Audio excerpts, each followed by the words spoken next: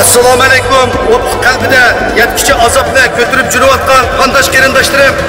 Bugun 7-oyning 5-kuni Norvegiyaning poytaxti Osloda bütün yoshlar, bütün o'tchirak yoshlar yig'ilib bugun 7-oyning 5-kunidagi Xitoy kommunistlarining Uyg'urlarga qarata ilib borgan irqiy qirg'inchiligini narazilik bildirish yuzasidan bayroqlarimizni, qo'llarimizni, ayolimizni ko'k osmonda rangidagi bayroqlarimizni lapilditib, bütün qiz o'g'illar, o'tchirak yoshlar, bolalarni, qizlarimiz, ayollarimiz qo'llarida barab bolalarini, narsini, farzandlarini, onalarni yetaklab chiqqan paytda mana bugungi namoyishga qatnashdi.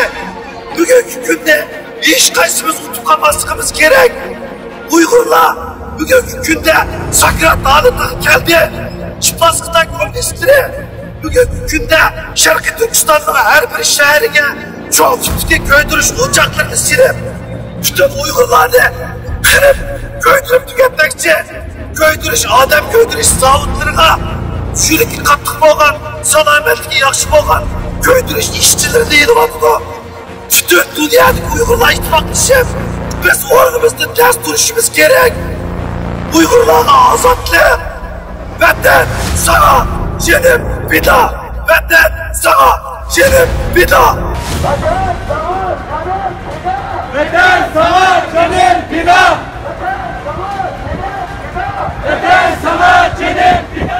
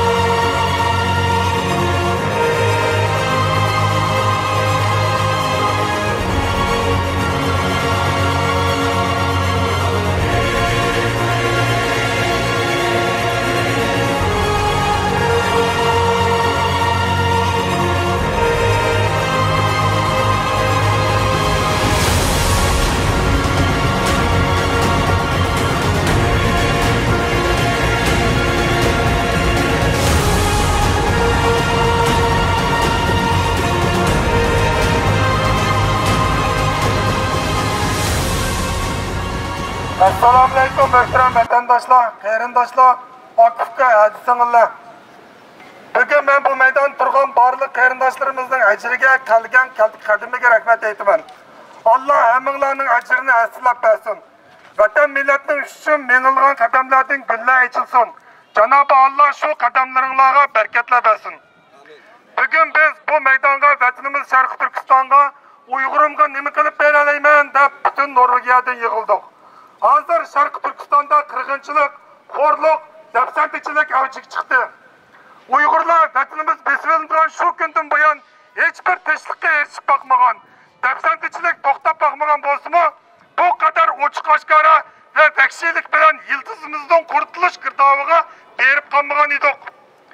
Bugün biz tilimizden, dinimizden, an'anamizdan emas, hayat durup ata-onamizdan, urug'-tuqqanlarimizdan ayrıldık. Vatani yo'qlik sargardonligimizga hamda tirik yetimlik qo'shildi.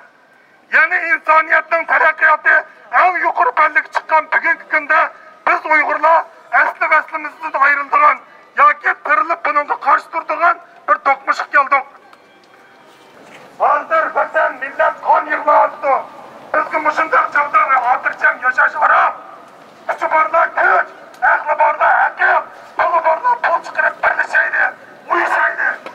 Xitoyning 4 kunligi qoldi. Ular o'zlarining eng og'ir kuchini ishlatib hozirlashyapti. Bu kun uzun bo'lmaydi. Biz uzun qolmay, ulug' vatanimiz Sharq Turkistonni qaytarib, uni o'zimizning jannatiga, Xitoylarningki masirga aylantiramiz. Ulug' Cenab-ı Allah bu tarda Uyg'urlarni hur qilsin, Sharq Turkistonimizni pok qilsin. Amin. Uyg'urlar hurlik! Uyg'urlar hurlik! Sharq Turkiston şehitleri yaşasın! Sharq Turkiston şehitleri yaşasın! Sharq Turkiston şehitleri yaşasın! Sharq Turkiston şehitleri yaşasın!